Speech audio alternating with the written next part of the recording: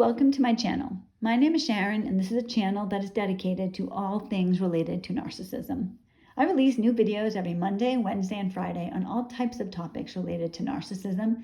So if you haven't already, please take a moment to subscribe to the channel so you don't miss any videos. I would really appreciate it if you gave the video a thumbs up. It's a free way you can help me out. And definitely don't forget to leave a comment because I like to read what you have to say.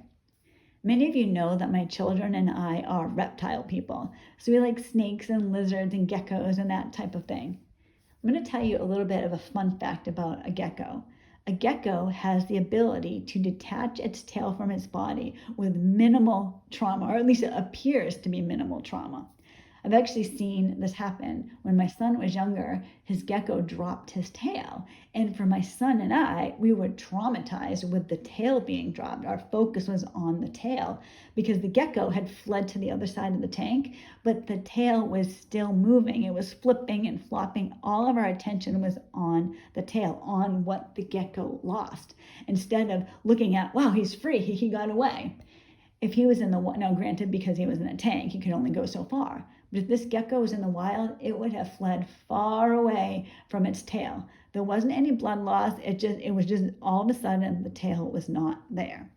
The gecko had saved its life. Now, my son's gecko wasn't in any danger, but if he had been, it would have saved his life. It's better to lose a part of you than lose your entire life.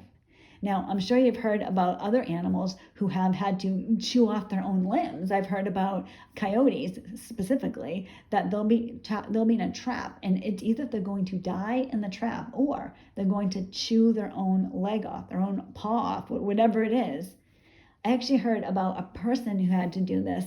I can't remember the exact circumstances, but there was a hiker that somehow he either had his arm or his leg stuck in some type of crevice, and he was not going to make it if he didn't literally, I can't remember when he did it, if it was his arm or his foot, but he cut it off, but he survived.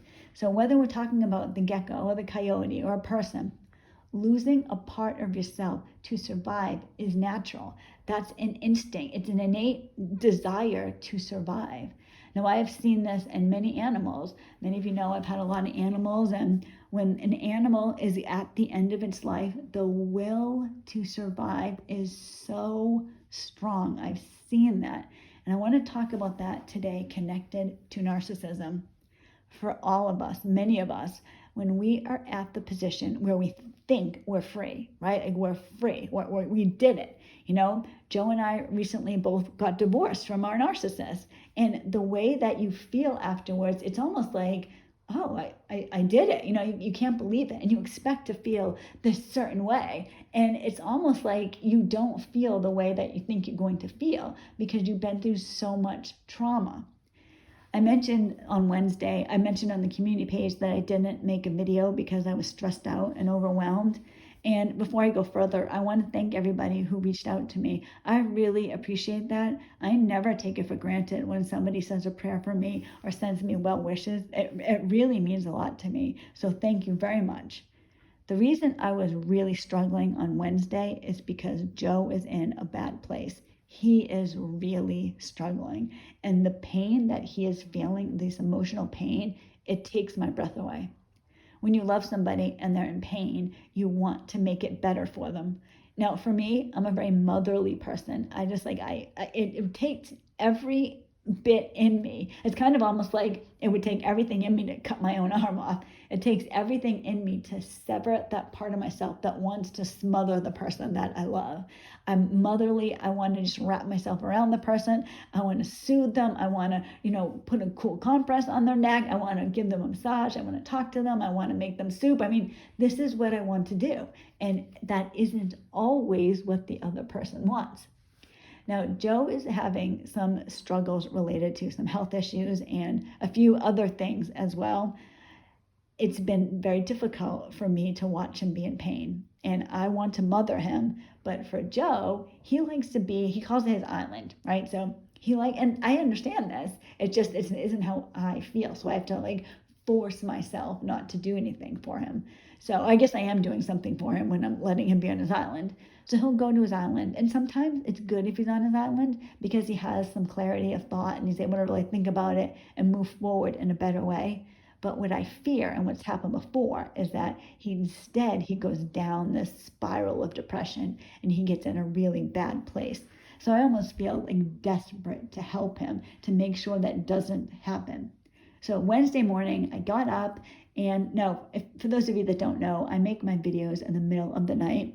I'm a little kooky that way. So I'll get up, sometimes I don't even go to bed, but I'll get up at like midnight or 1 o'clock and I'll do my video then. On Wednesday, I actually didn't know what I was going to make the video on. That's unusual. I don't generally wake up at 1 in the morning with no idea what I'm going to talk about. I did that on Wednesday because I was so focused on what was happening with Joe. And I really, really didn't want to miss making a video because I had just taken 2 weeks off. And here I came back for 1 day and then I'm off again. But I had this feeling in my stomach. I felt almost paralyzed with fear in a way. Fear might not be the right word. I felt paralyzed, being upset. I was focused on Joe and I couldn't get my mind off of that to do a video. So that's why I didn't do a video because I couldn't do it. I also, I thought to myself at one point, all right, you know what? I'm going to lay down on the couch. I had my dogs with me and my cats, so we're all there. And I was like, I'm going to lay down and I'm going to set my timer for half an hour and maybe I'll just sleep and I'll feel better. That didn't happen. I didn't sleep at all. I just sat there, I laid there thinking about things. Now, what I was thinking about, I started thinking about things connected to my ex. I was going back to the leg I severed. I was going back to the tail I dropped, just like Joe was doing the same thing when he was focusing on the negative aspects connected to the narcissist, what we're left with. There's 2 ways you can look at it. You can look at it where we're left with the rest of our lives. We're left with 90% of our body. But sometimes when you get in a bad way, you end up focused on what you lost. And I can tell you right now, when you focus on what you lost, you're never going to be free of the narcissist. I have said before, and I don't say this just to say it, I really mean it. When you're dealing with a narcissist, when you're battling a narcissist, you are in a spiritual battle. It's outside of us. It's something otherworldly. There aren't words to describe it to people who don't know. If you don't know, if somebody doesn't know, they don't get it, but also they don't get how blessed they are. We sound nuts when we say how severe it is, how bad it is. They have no clue. We are dealing with something so extreme, so out in the ordinary. It's extraterrestrial. It's something. I believe you are literally in a battle between good and evil. Not that we're so good and perfect, but I don't believe that people in relationships with narcissists, by and large, are truly evil. You're more of a victim. And that's what happens to us. And we're trying to get out, and we're in the unenviable position of either having to go down with the narcissist or chew our own leg off and live the rest of our life lacking something that we wish we still had. That's how it is. And I want to talk about that in today's video. How to move forward with what you have left instead of focusing on what you've lost. It is, for me, for Joe, for probably many of you, it is an everyday conscious choice, a conscious decision to move forward, focusing on the good parts. If you spend your time focusing on what you lost, and for many of us, we have lost significant things in our life. I lost my home. I lost any financial security that I had. I lost almost everything. But what I'm left with is my children. What I'm left with is the rest of my life. What I'm left with is the lessons that I can either choose to learn from or I can choose to go down with them. Same with Joe. He's in a bad place. He's a little bit better now, but he was in a bad place where everything was focused on the bad things. He was focused on the tail that he lost, the limb that he lost, everything connected to that. And for many of us, like for Joe and I, we're not just talking about things. We're talking about people. Our children have been affected. How do you move forward? How do you move forward with that guilt? How do you do it? How do you not go down with the narcissist? When you are dreaming and fantasizing about leaving the narcissist, it's a lot different. You feel at the end a lot different than you think you're going to feel. And people feel different ways. Joe and I are different. I feel a level of freedom that Joe doesn't feel. He's focused, not focused, but he thinks a lot about what he lost, what now he has to overcompensate for. Joe and I were left financially devastated that came with the end of the narcissistic entanglement. We're left with children who are still scarred by what's happened, and we're left with being in a weakened condition, right? If I cut my own arm off, that's blood loss. I might be in shock. I'm not going to be at my best when that happened. The way you think you might feel isn't always how it is. Joe is looking at it right now where, wow, he has lost so much. He doesn't know. He's like, Sharon, I don't know if I'm going to be okay. I don't know if I'm going to make it. And for me, I'm a little bit different because I sometimes get afraid, but I know I'm going to make it. The difference between Joe and I is how we think about our lives, how we think about what happened. If you look at, let's picture my son's gecko, right? If that gecko stayed with its tail, it would have been eaten alive. If you stay with what you lost, it will eat you alive. It really has to be every single day, sometimes minute by minute, a conscious choice, a conscious decision to focus on the good. Right now, Joe and I, we read the Bible together most nights. We also sometimes read books together. So right now, I'm reading to him Viktor Frankl's Man's Search for Meaning. If you haven't read that book, it's amazing. This is about a psychiatrist who was imprisoned by the Nazis during World War II. And he talks in the book about what he's learned, what the human psyche, what the human mind is able to deal with. And he has these ways of talking about the people who survived the concentration camp and went on to live their lives, or the people that just, they couldn't survive anymore. Like we were reading last night, and he was talking about how hope is what really, really is the key difference here. People need hope. Hope is so crucial. So for Viktor Frankl, he was talking about, he noticed that a lot of people died or got really sick right around the holidays, right when Christmas came. And he realized it's because they had given up hope. They had this hope, right? So they had this hope that I'm going to be home for Christmas. I'm going to make it. I'm going to be home for Christmas. I'm going to see my family. And then it's December 24th. It's now Christmas, the 26th.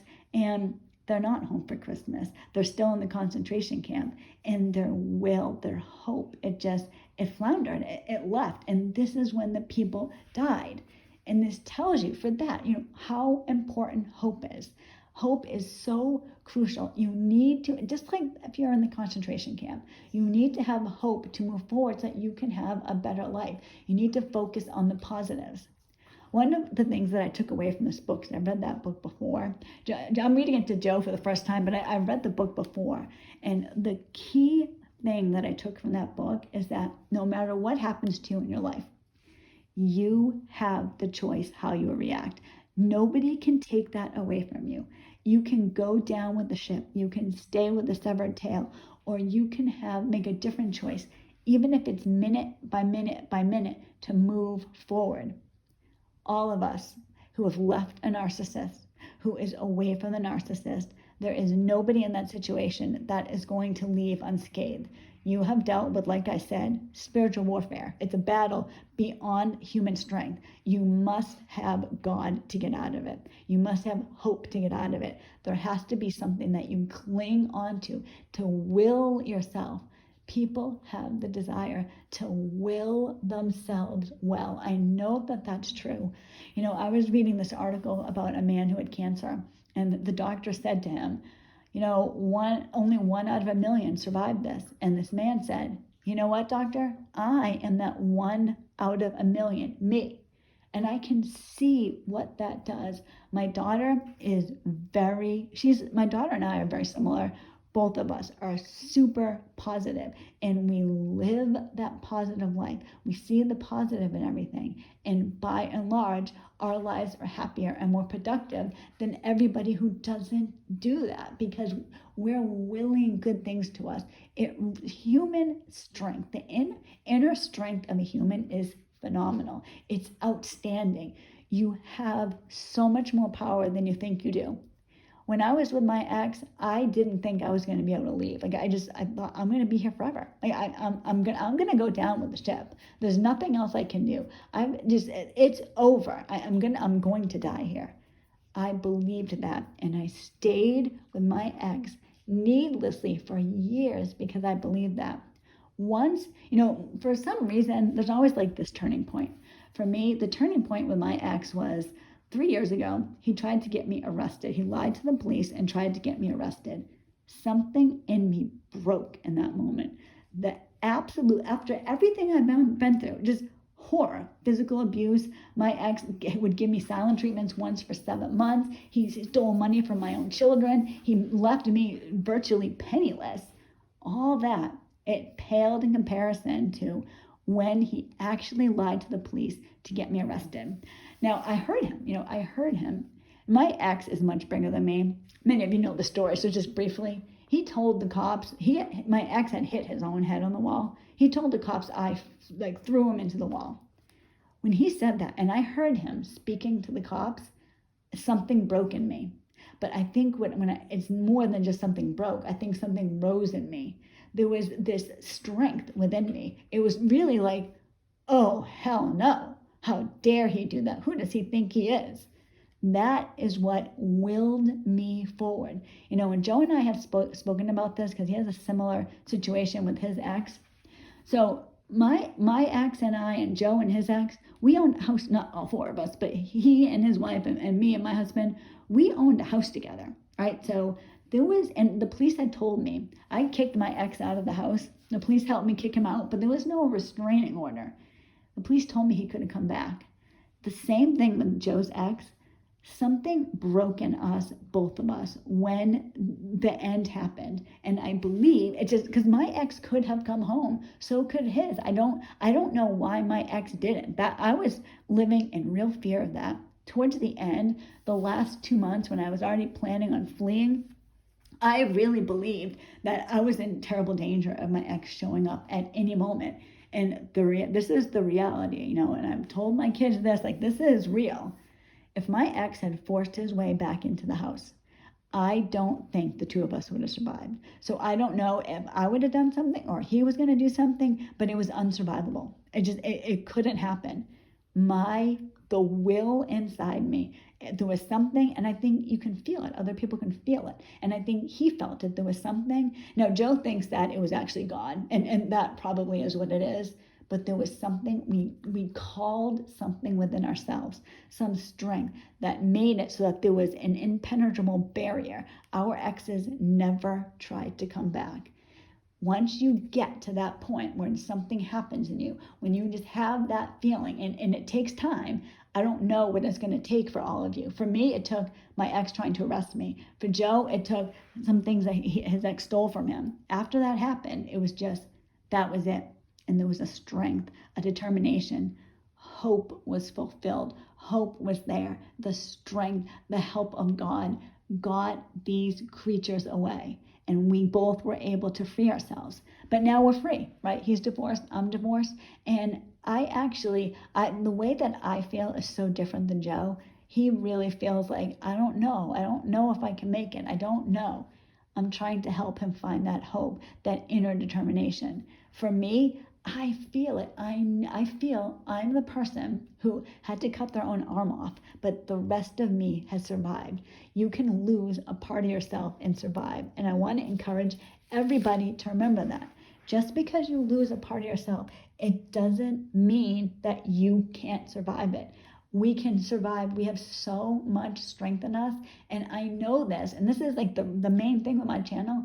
I know this because I live this, and I'm not anybody else. I stayed with my ex for almost 20 years. Like, it's not like he started abusing me and I was like, oh my God, no, I'm getting away from this. My kids were raised with this narcissist. I'm in financial terror because of things my ex has done. This is a real situation. This isn't, okay, I'm free, I'm out, and now everything's good. But I have the will to live. The will to live is the strongest hope and power that there is. So please don't forget that. If you've left a narcissist, you haven't left the narcissist, and you feel like you're in the situation where, okay, I'm gonna have to cut my own leg off, do it. Do it, because you can survive with a piece of you gone. You can't survive with all of you with the narcissist. I read this quote, and I think it's a good way for me to leave this. A bird sitting on a tree is never afraid of the branch breaking, because his trust is not in the branch, but on its own wings. Get your wings out. You have power you don't think you do. Faith, hope, love. God tells us that this is what you need. Grab all of that and you can get through absolutely anything. If people can get through the concentration camp, if people can get through dire situations where they're cutting their own arms off, we can get through the narcissist. We can make it to the other side and live a beautiful life. Thank you so much for watching this video. I hope it helped. I really, guys, when I make my videos, I feel, I told you earlier, I'm very motherly and I want to just wrap myself around the people that I love. I feel like that with the channel too. I want to mother you. I want to tell you, it's okay. You can do it. I know you can do it. Shh, it's okay. I'm here. That's what I want to say to you. I'm here. You're here. God is here. Thank you so much. I will see you on Monday, hopefully, probably. And next Friday, you guys, I'm having a divorce party. My daughter's going to join me. We're going to pop the champagne. We're going to eat some snacks. I'm going to have a little party for the channel. And I was going to say, I am giving away my daughter's books. I have 10 copies. And I might be giving away some other little freebies. So definitely stay tuned. I'm going to hype up next Friday's episode, because a week from today, it is Divorce Party USA. All right, guys, I'll talk to you later. Bye.